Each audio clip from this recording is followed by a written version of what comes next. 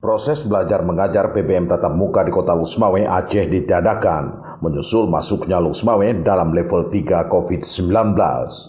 Kepala Bidang Pendidikan Dasar dan Menengah Dinas Pendidikan dan Kebudayaan Lusmawe, Abdul Malik menjelaskan, langkah ini dilakukan sesuai ketentuan yang dikeluarkan oleh pemerintah daerah, sehingga diberlakukan pendidikan secara daring bagi seluruh siswa-siswi di rumah.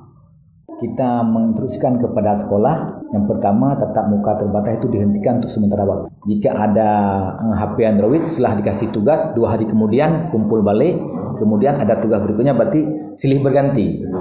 Kecuali bagi anak-anak yang tidak memiliki HP Android, berarti dia datang ke sekolah sebentar ngambil tugas pulang. Jadi kebijakan itu memang sepenuhnya kita serahkan kepada sekolah.